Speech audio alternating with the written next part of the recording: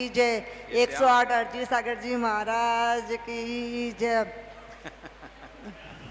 प्राणी रंग में तो रंग मिल जाए, गुणा में जोड़ी ना मिले।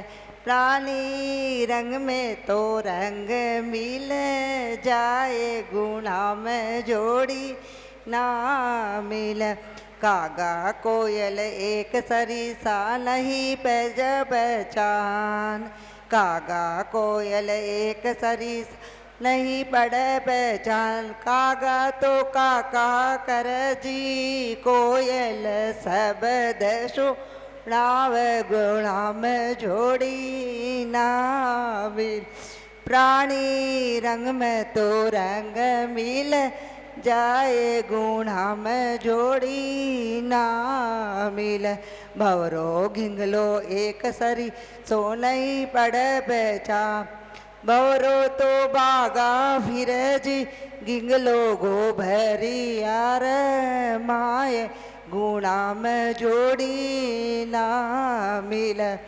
मूर्ख ज्ञानी एक सरिसा नहीं पड़े पहचान, मूर्ख तो अभिमान करे जी, ज्ञानी में ज्ञान गनेड़ो, गुणा में जोड़ी ना मिल।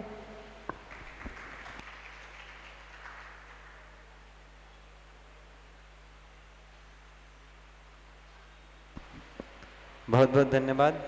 चलें आप सभी अपने दोनों हाथों को जोड़ेंगे और महाराज श्री के चरणों में आग्रह करेंगे, हे गुरुवर अपनी अमृतमयी वाणी से हम अबोध जीवों को कृतार्थ करें। हे गुरुवर नमोस्तु नमोस्तु नमोस्तु गुरुदेव।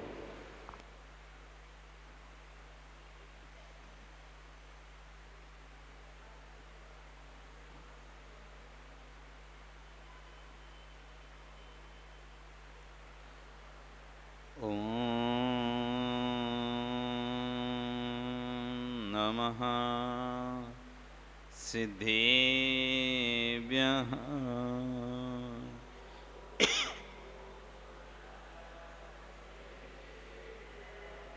ॐ नमः सिद्धेभ्यः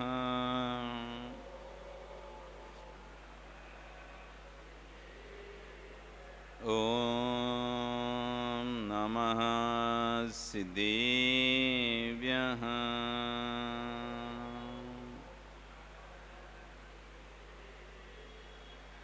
ते नमः श्रीवर्धमानाय निर्धूते कलिलात्मने सालोकानं त्रैलोकानं यद्विद्यादर्पिणायते।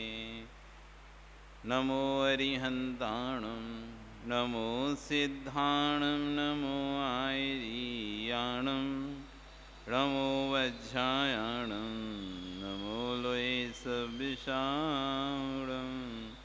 बोले अनंत अनंत से परमेष्टि भगवान की, आदिरम आदिनाथ भगवान की, वर्तमान शासन महावीर भगवान की, आचार्य समद्व स्वामी महाराज की, आचार्य गुरु विश्व सागर जी महाराज की, अहिंसा में विश्व धर्म की।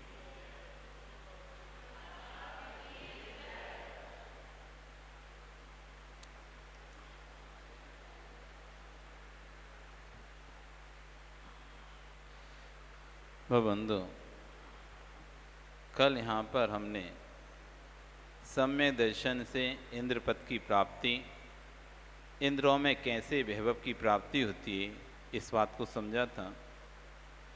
आज आचार्यगण सम्यक दर्शन से मनुष्य भव यदि उस प्राप्त करता है, सम्यक दृष्टि जीव मरण करके चक्रवर्ती आदि पद को प्राप्त करता है अथवा सलाखा पुरुषों को प्राप्त करता है, तो उनको क्या व्यवस्थाएं, क्या सुविधाएं यहाँ पर मिलती हैं, इस बात का आचार्य भगवान आज उल्लेख कर रहे हैं कि सम्यक दर्शन से ही चक्रवर्ती पद की प्राप्ति होती है। कुछ पद ऐसे होते हैं जो सिर्फ सम्यक दृष्टि जीव को ही प्राप्त होते हैं। तीर्थंकर का पद वो कभी मिथ्या दृष्टि जीव प्राप्त नहीं कर सकता। तीर्थंकर का पद सदैव सम्यक दृष्टि जीव को ही प्राप्त होगा। चक्रवर्ती का पद चक्रवर्ती का पद भी सदैव सम्य दृष्टि जीव को प्राप्त होगा। भगवान के माता पिता का पद, जो भगवान के माता पिता बनते हैं ना, जो भी, वो भी सदैव सम्य दृष्टि जीव, मतलब सम्य दृष्टि जीव मरकर ही वहां पर आएगा। भगवान का पिता आदि नारायण, जो नारायण होते हैं ना, 3 खंड के अधिपति, वो भी सम्य दृष्टि जीवों को ही मिलेगा वो पद में। निदान बंद से नारायण पद मिलता है, मतलब सम्य दृष्टि जीव निदान करता है मुझे भी ऐसा वैभव मिले जैसा। तो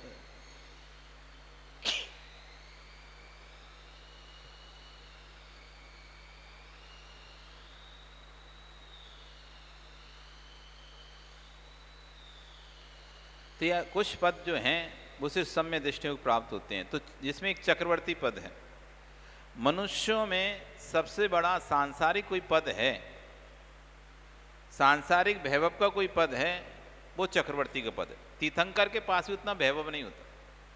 तीर्थंकर के पास सिर्फ एक क्षेत्र का राज्य होता है अपने का। जैसे भगवान महावीर स्वामी थे, कुंडलपुर के राजा बनते तो कहाँ के बनते? सिर्फ कुंडलपुर के। आदिनाथ स्वामी थे तो राजा बने तो सिर्फ किसके? अयोध्या के। कहाँ के? अयोध्या के। तो जो जिस क्षेत्र का तीर्थंकर होता है बस उसी क्षेत्र का राजा होता है। वैभव उसके पास अधिक नहीं होता तीर्थंकर। पुण्य अधिक है, चक्रवर्ती से पुण्य अधिक है तीर्थंकर का, लेकिन वैभव चक्रवर्ती के पास ज्यादा है। तीर्थंकर के पास निधियां नहीं होती, तीर्थंकर के पास रतन नहीं होते। 14 रतन 9 दिनियां तीर्थंकर के पास नहीं होती।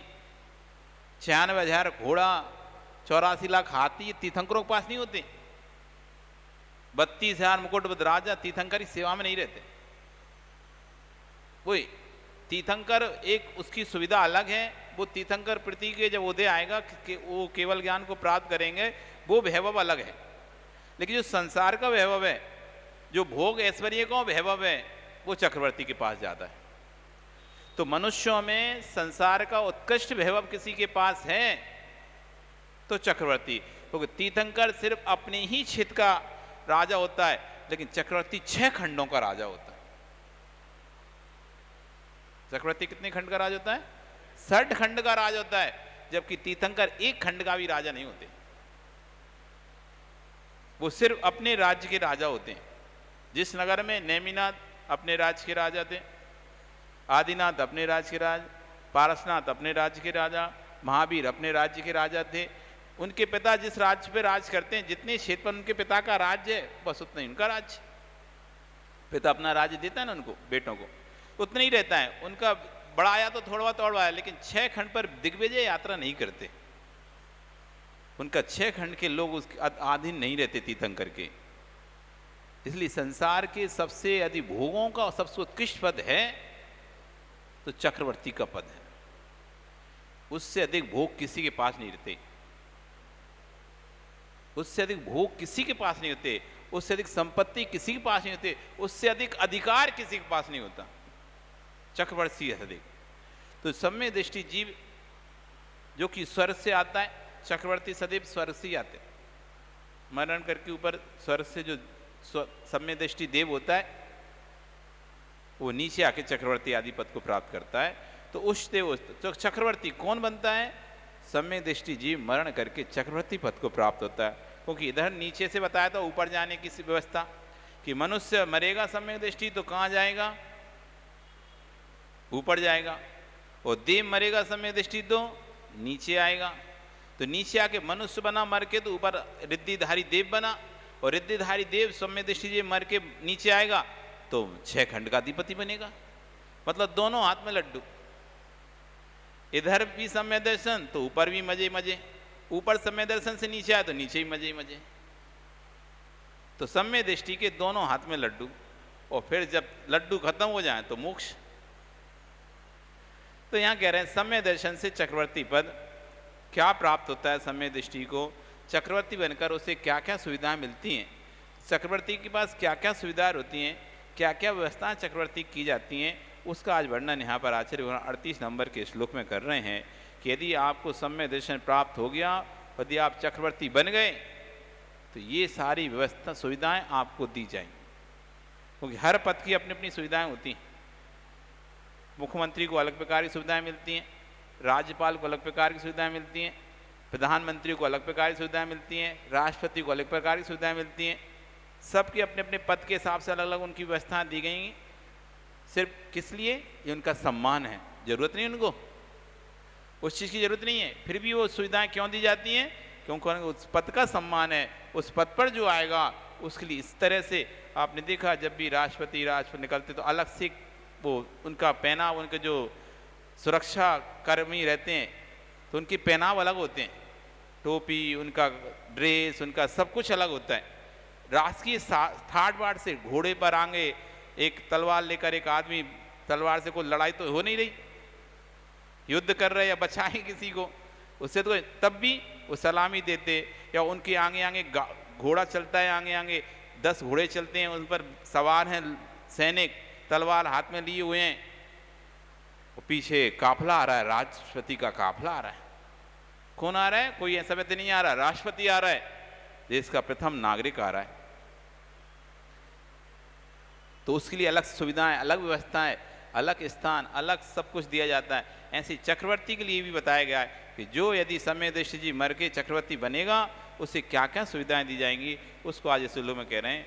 नवनिधि सप्तोदय रत्ना धीसा सर्वभूमिपत्य चक्रम वर्तितुम ब्रुवन्ति स्पष्ट दिशा सत्र मौली शेखर चरणा।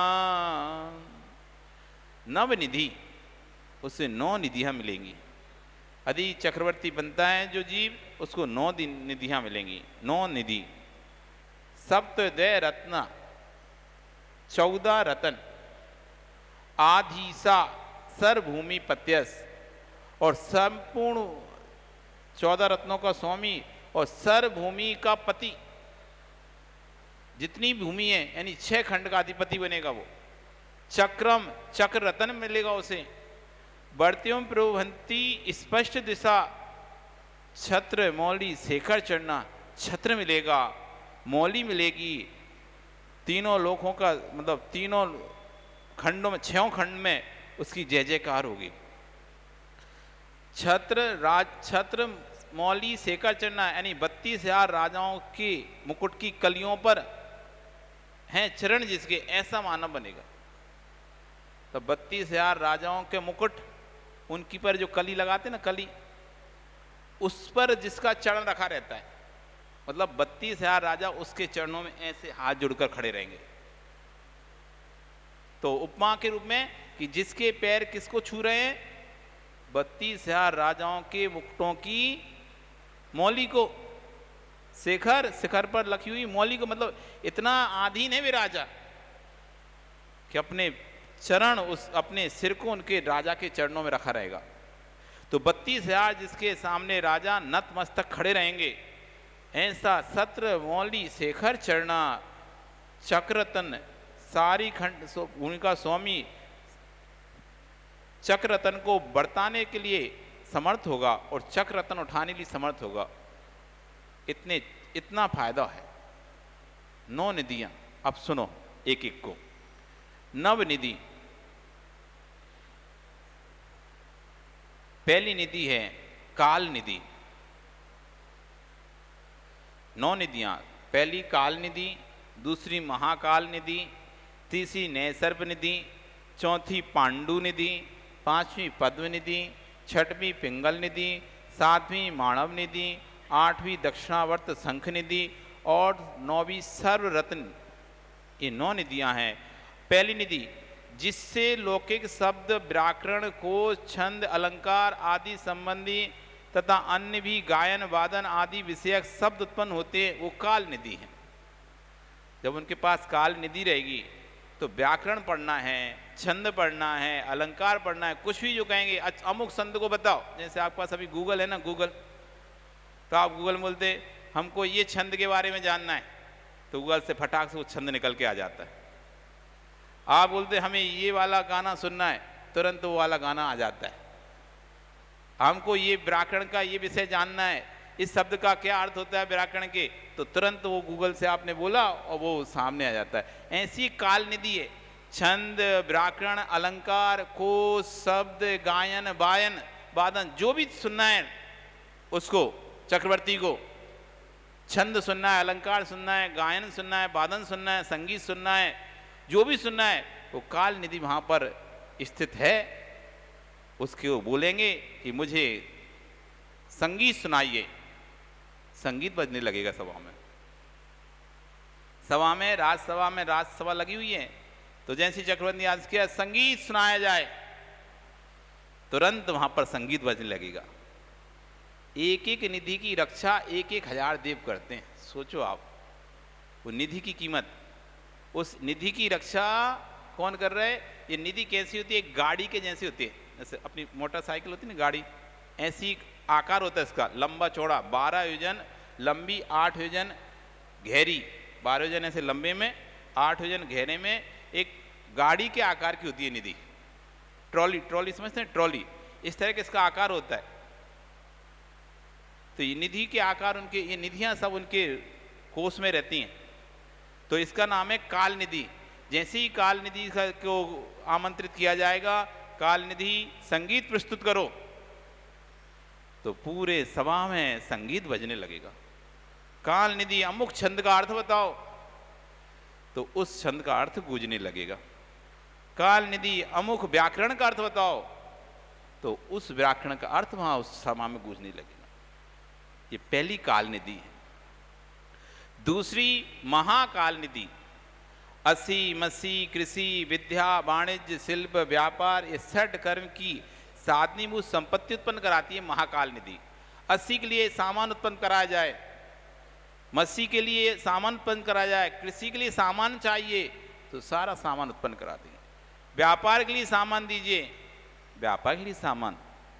चक्रवर्ती के पास आते ना सभी लोग, अमुक वस्तु चाहिए, आप पहले राजाओं के पास जाते थे, कोई भी वस्तु की सामग्री की जरूरत होती तो क्या व्यक्ति कहाँ जाता था? राजा के पास जाता था कि राजकोष से लेते हैं। कहाँ से लेते हैं? राजकोष से लेते हैं। जैसे कि आप स्कूल में पढ़ाई करते थे, लाइब्रेरी थी, कोई भी किताब की जरूरत पड़ी तो क्या करेंगे आप? लाइब्रेरी में जाते थे, लाइब्रेरी वाले से कहते हमको अमुक किताब चाहिए, दो, तो फटाक से निकाल के दे देता। ऐसी जनता को, प्रजा को असी मसी कृषि विद्या वाणिज्य व्यापार, इस कार्य को करने के लिए जो भी सामग्री आवश्यकता होती थी वो राज्य दरबार में पहुंच जाते थे। और राज दरबार में अमुक अमुक वस्तु की आवश्यकता है, हमें कृषि करने के लिए हल की आवश्यकता है, हमें कृषि करने के लिए बैलों की आवश्यकता है, हमें कृषि करने के लिए अनाज की आवश्यकता है, जो भी उनको कृषि करने के लिए आवश्यकता है। कोई कह रहा है मुझे वाणिज्य व्यापार करने के लिए तराजू की आवश्यकता है, व्यापार करने के लिए बाट की आवश्यकता है, व्यापार करने के लिए अमुक वस्तु की आवश्यकता है, तो सब अपनी अपनी राजा के पास आकर जब राज दरबार लगता था तो सारी प्रजा अपनी अपनी इच्छाओं को लेकर पहुंचती थी। तो असी मसी कृषि विद्या वाणिज्य व्यापार शिल्प, इन 6 कर्मों के लिए जो जो आवश्यक सामग्री उपलब्ध चाहिए होती थी, ये महाकाल निधि उसको उपलब्ध कराती थी। राजा को बस बोलना पड़ता था महाकाल निधि अमुक सामग्री उपस्थित की जाए, तो सामग्री सामने रखी। सोचो कितना सुंदर काल होगा, क्या ऐसा वैभव होगा यदि आप चक्रवर्ती बन गए तो जो चाहिए किसी को भी कुछ मना नहीं करोगे। अभी तो क्या है, तुम्हारे पास मना कर देते हो, भई हमारे पास नहीं है, हम नहीं दे पाएंगे, एक ही है और नहीं है, तो दुख होता है कि देखो हमने उसको मना किया, दे देते, मना क्यों करना पड़ा? क्योंकि हमारे पास नहीं था। लेकिन वहाँ तो मना करने की जरूरत नहीं। यदि आप चक्रवर्ती ने गए तो जिसको जो चाहिए साधनभूत, असी मसी कृषि विद्या वाणिज्य व्यापार शिल्प, 6 कर्मों के जो साधनभूत द्रव्य की उपस्थिति है, संपत्ति की जरूरत है, धन की जरूरत है, जो भी उसे चाहिए, कि मिक्षित दान जैसा चलता है, जो आपको चाहिए वो ले जाओ। तो उसको तो चक्रवर्ती को तो करने नहीं है, बस अपनी निधि को कहना है, वो निधि आपको उपलब्ध कराती है। फिर आता है नैसर्व निधि, सैया आसन गृह आदि देती है।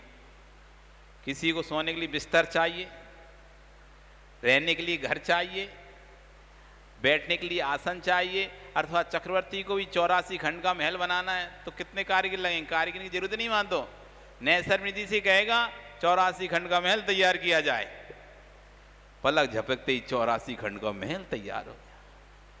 उत्तम सैया की व्यवस्था की जाए तो तुरंत एक बेड लग गया। अच्छा, उत्तम आसन, स्वर्ण आसन बनाया जाए रजत स्फटिक का आसन तैयार किया जाए, स्फटिक का आसन तैयार हो गया। जो भी उसे बैठने के लिए, सोने के लिए, रहने के लिए जिन भी वस्तु की आवश्यकता है, वो कौन सी निधि? नैसर्प निधि। अब देख लो कौन सी चाहिए तुम्हें। तो नैसर्प निधि ये सारी इच्छाओं को पूर्ति करती है चक्रवर्ती की। चक्रवर्ती का कटक होता है, चक्रवर्ती 96,000 रानियां होती हैं, सबके लिए महल बनाना पड़ता है। तो कौन एक एक को लिए कारीगर लगा के रखा है? 96,000 रानियों के बड़े बड़े महल होते हैं, खंडों के, सबके स्वतंत्र स्वतंत्र महल होते हैं। तो नैसर्प निधि बनाती सबके लिए महल। चक्रवर्ती की 18 अक्षौणी सेना होती है। इतनी सेना होती है, उसका प्रमाण आगे बताएंगे कितनी बड़ी सेना होती है। उसके लिए सोने की व्यवस्था करना है, तो एक एक के लिए करेंगे तो कहाँ होगी, क्योंकि चक्रवर्ती जब दिग्विजय यात्रा के लिए निकलता है तो सारी सेना उसके साथ जाती है। तो कहाँ सोने की व्यवस्था करेगा, कहाँ से कपड़ा लाएगा? तो निधि को बोलेगा सबके लिए बस्तर की व्यवस्था की जाए, सबको सोने की व्यवस्था की जाए, तो सबके लिए सोने के लिए सैया बन जाएगी। ये निधि उस समय काम आती हैं जब चक्रवर्ती अपने पूरे कटक को लेकर निकलता है दिग्विजय यात्रा के लिए। तो उस समय तो उसके लिए सबकी व्यवस्थाएं चाहिए, तो कहाँ से व्यवस्था लाएगा? इतनी सारी कहाँ से व्यवस्था लेके चलेंगे? निधियाँ साथ में चलती हैं, 9 निधियाँ और 14 रत्न सब साथ में रहते हैं उसके। तो जहाँ जिसकी आवश्यकता पड़ती है उस निधि के लिए वो कार्य बोल दिया जाता है। ये नैसर्प निधि है जो कि सैया, आसन, गृह आदि को प्रदान करती है। फिर आती पांडुक निधि, सर प्रकार के धान्यों को 6 रसों को उत्पन्न कराती पांडुक निधि। इतने बड़े कटक का भोजन होना है, सबका भोजन पांडुक निधि तैयार करेगी। पांडुक निधि सबको भोजन कराओ, 6 रसों से युक्त भोजन कराओ, धान्य दो, जितना भी जिसको चाहिए धान्य सबको धान्य दो। ये सर्व काम है पांडु निधि का। ये पांडु निधि धान्य और 6 रसों को उत्पन्न कराती है, ये है पांडु निधि। फिर है पद्म निधि, रेशमी, सूती आदि अनेक प्रकार के वस्त्रों को देती है पद्म निधि। जिसको जैसा वस्त्र चाहिए सबके लिए वस्त्र प्रदान करती पद्म निधि। बस चक्रवर्ती को बोलना है जाओ सबको वस्त्र दो। तो जितने भी उसकी सेना है सब सेना के लिए वस्त्र की व्यवस्था ये पद्म निधि करती, क्योंकि 6 खंड का अधिपति है, कितने सारे लोग उससे मांगने आएंगे, कितनी तो उसकी बड़ी सेना है, तो कहाँ कहाँ तक दर्जी से लेगा उसका एक एक को। तो यहाँ तो निधियाँ हैं, एक बार में बोला और सबके पास नए कपड़े। पद्मचंद जी चाहिए नया कपड़ा? हाँ, तो इस पद्म निधि से आप मांग सकते हो, नया कपड़ा दे दो, नया कपड़ा मिल जाएगा। फिर पिंगल निधि अनेक प्रकार के आभूषण प्रदान करती है, अनेक प्रकार, हीरे जवाहरात पन्ना, जैसे सोना चांदी जो भी चाहिए, गहने आपको, माला, चैन, अंगूठी, हीरे, जो भी आपको करधौनी, जितने भी प्रकार के जो भी आपको सोना चांदी के आभूषण चाहिए सारे आभूषण उत्पन्न कराती पिंगल निधि। तो राजा के पास कोई भी कुछ मांगने आए राजा कभी मना नहीं करेगा चक्रवर्ती, क्योंकि उसका तो कुछ लगने नहीं है। उसको तो निधि से बोलना है पिंगल निधि इनके लिए सोने के आभूषण उत्पन्न कराए जाए, तो सामने सोने के आभूषण। ये सपना नहीं है, वास्तविकता है। यही कल्पनाएं तो टीवियों में दिखाई जाती हैं। आप देखो टीवियों में कोई अलग से नहीं बता रहे, इन्हीं ग्रंथों को पढ़कर टीवियों में उसकी इमेजिंग की जा रही है। टीवियों में ऐसे बताते ना कई, जब आपने देखे कि जिसका स्मरण किया वो सामने प्रकट हो गया, वस्त्र का स्मरण किया वस्त्र प्रकट हो गए, रत्नों का स्मरण किया रत्न प्रकट हो गए, धन का स्मरण किया धन प्रकट हो गया, धान्य का स्मरण किया धान प्रकट हो गए, जिसका भी स्मरण किया, मकान का स्मरण किया मकान बन के तैयार हो गए। ये सब यहीं से लिया है। पिंगल निधि जिसका काम था आभूषण प्रदान करना।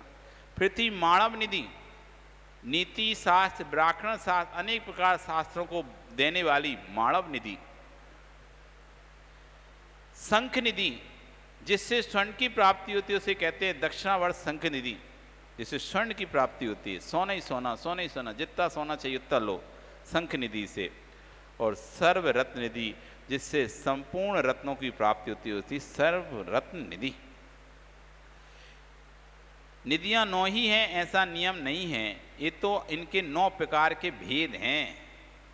ऐसा नहीं बस 9 ही होती हैं, और भी होती हैं, लेकिन 9 प्रकार के भेद है। इनकी भी उपनिधियां हैं, सबकी निधियों की उपनिधियां, उनके नाम, उनके गुण धर्म और योग्यता की अपेक्षा से संख्या की से ही है, संख्या की अपेक्षा नहीं है। क्योंकि भगवान के शरण में भी 9 निधियां पाई जाती हैं, यहाँ भी 9 निधियां है, भगवान के शरण में 9 निधियां पाई जाती हैं। संवत्सरण के प्रथम कोट सूलीसार से गोपुर द्वार के मध्य में ये ही निधियां रहती हैं, परंतु वहाँ प्रत्येक निधि की संख्या 108 बताया गया है। यहाँ तो एक एक निधि है, यहाँ तो कितनी निधि हैं तीर्थंकर के पास? 9 ही नहीं, 9 प्रकार की निधियां हैं, 9 प्रकार की एक एक निधि। लेकिन तीर्थंकर के संवत्सरण में जब यही चीज 108 हो जाती है, एक एक प्रकार की 108 निधियां रहती हैं। मतलब नैसर्प निधि 108 प्रकार की, काल निधि 108 प्रकार की, महाकाल निधि 108 प्रकार की, पांडुर निधि 108 प्रकार की, स्पदु निधि 108 प्रकार की, पिंगल निधि 108 प्रकार की, मानव निधि 108 प्रकार की, शंख निधि 108 की, सर्वरत्न निधि 100 प्रकार, इतनी रहती हैं। जैसे एक उदाहरण से समझें कि आपके पास में तो एक ही फ़ोन है, कौन सी कंपनी का है? सैमसंग का। कौन सी कंपनी का है? सैमसंग का है ना, एक ही है। लेकिन जब तुम शोरूम में जाओगे तो एक प्रकार का नहीं होगा वहां पे। शोरूम में तो अनेक प्रकार के होंगे, सैमसंग ही कंपनी के अनेक प्रकार के होंगे। तो ऐसे ही यहां पर कह रहे, ये तो यहां तो सिर्फ एक एक डेमो है, चक्रवर्ती में तो एक एक डेमो मिला है, डेमो पीस देखने के लिए एक है डेमो, ये देख लो। ये एक मत समझना, ऐसी 108 प्रत्येक निधि के 108 भेद हैं। डेमो में एक फोन दिखा रहे हैं, मतलब एक ही कलर है। ये तो एक डेमो है, इसमें 10 कलर हैं, 5 कलर हैं, 8 कलर हैं, अनेक प्रकार के इसके वेरिएंट्स हैं। तो इस तरह से जैसे अपन देखते हैं, ऐसे ही कह रहे हैं यहाँ तो एक एक डेमो दिखाएं। ये तो चक्रवर्ती को तो अभी डेमो दिखाया तुम्हें कि ऐसी एक एक निधि है। जब एक एक निधि इतनी बड़ी बड़ी है तो फिर एक एक निधि के 108 भेद हैं। तो तीर्थंकर के संवत्सर में 108, क्योंकि तीर्थंकर जब तक तीर्थंकर नहीं बनते तब तक तो चक्रवर्ती से वैभव में कम रहते हैं। जब तक उनको केवल ज्ञान प्राप्त नहीं होता तब तक तीर्थंकर का वैभव चक्रवर्ती से कम होता है, क्योंकि एक अपने राज्य के स्वामी होते हैं। और जैसे ही तीर्थंकर बनते हैं तो उनके वैभव के आगे फिर तीनों लोगों का वैभव फीका पड़ जाता है। फिर सौधर्म का भी वैभव उनके वैभव के आगे नहीं है, तो फिर चक्रवर्ती का वैभव क्या उनके आगे लगेगा। तो कह रहे हैं भगवान के शरण में इन निधि की एक एक निधि की संख्या 108 बतलाई गई है। इससे ज्ञात होता है कि जाति पेक्षा से निधियां तो 9 प्रकार की हैं, पर 9 ही निधियां नहीं हैं, 9 प्रकार की निधियां हैं। जैसे सैमसंग हो गया, रियलमी हो गया, ऐसे करके आपने वन प्लस हो गया, एप्पल हो गया, तो ऐसे 9 नाम गिना दें तो 9 ही फोन नहीं है बस। तुम समझो कि 9 ही प्रकार के फोन होते हैं, 9 प्रकार हैं, 9 फोन नहीं है ये। एक एक कंपनी के कम से कम 10, 25, 100 वेरिएंट हैं। सबके अपने अपने, किसी के 100, किसी के 50, किसी के 20, किसी के 10, किसी के 25, ऐसे उनके वो निकल चुके हैं ना, सबके अपने। ऐसे ही कहने के इसलिए सिद्ध होता है भगवान समय एक एक निधि के 108 भेद हैं। इसका मतलब है कि निधियों के जो नाम 9 गिनाए ये जाति पेक्षा से है, 9 अकेली निधियां नहीं है। एक एक निधि में भी 108 भेद हैं जो कि तीर्थंकर के यहाँ मिलेंगे। जैसे आपसे कोई कहे भैया इतने सारे जो आप भेद रहे कहाँ मिलेंगे, आप जाओ हब में जाओ, जहाँ पर कंपनी है इसकी मेन कंपनी है, वहाँ जाओ, आपको सभी प्रकार के मॉडल उपलब्ध हो जाएंगे। यहाँ भले ना मिले सब प्रकार के मॉडल, लेकिन इसका जो मेन फैक्ट्री है वहाँ पे तो सारे मॉडल आपको मिलेंगे। तो 108 ये सभी निधियाँ गाड़ी के आकार की होती हैं तथा 9 योजन चौड़ी, ऐसे में 9 योजन चौड़ी, 12 योजन लंबी, 8 योजन गहरी और बख्शागिरी के समान विशाल कुक्षी सहित होती हैं। प्रत्येक निधि की 1,000 देव सेवा करते हैं। ओ नरेंद्र जी सोचो, प्रत्येक निधि की 1,000 देव सेवा करते हैं। निधियां काम वृष्टि नामक गृहपति के अधीन रहती हैं और सदा चक्रवर्ती के मनोरथ को पूर्ण करती रहती हैं। गृहपति, इनका एक चक्ररत्न है गृहपति, उसके अंडर में ये सब रहती हैं, वो इसकी देखरेख करता है और ये चक्रवर्ती के आज्ञानुसार वो निधियों से वो काम कराता जाता है। ये 9 निधियाँ गृहपति नामक, काम वृष्टि नामक गृहपति के अधीन रहता है। गृहपति चक्रवर्ती का एक रतन है, उसके अधीन रहती हैं और सदा चक्रवर्ती के मनोरथ को पूर्ण करती रहती हैं। गृहपति मतलब अपने यहाँ जैसे भंडारी होता है ना, कोषाध्यक्ष, जैसे पूरी समाज का कोष जिसके अधीन रहता है, तो खर्चा तो कोषाध्यक्ष करता है, लेकिन आज्ञा किसकी रहती है? मंत्री की या अध्यक्ष की। अध्यक्ष मंत्री की परमिशन से कौन? भंडारी कोषाध्यक्ष पैसे को देता है। ऐसी निधियां तो रहती हैं गृहपति के अधीन, ठीक है ना, लेकिन ऑर्डर किसका रहता है? चक्रवर्ती का। इच्छाएं किसकी पूरी करते हैं? चक्रवर्ती की इच्छाएं पूरी करती हैं। इस तरह ये चक्रवर्ती को विनोद करने वाली 9 निधियां होती हैं। अब आगे 14 रतन का वर्णन कल करेंगे। अब एक से बढ़कर एक 14 रतन, चक्र रतन, छत्र रतन, खड़ग रतन, दंड रतन, कणिका रतन, मणि रतन, चर्म रतन, सेनापति रतन, गृहपति, गजपति, स्त्री, अश्व, पुरोहित आदि ये सब 14 रत्नों की चर्चा अब आगे यहाँ पर की जाएगी। आज आपका समय हो गया, कल फिर आओगे, फरिया रही तो पुनः हम यहाँ पर फिर कल चर्चा करेंगे। बोली भगवान महावीर स्वामी की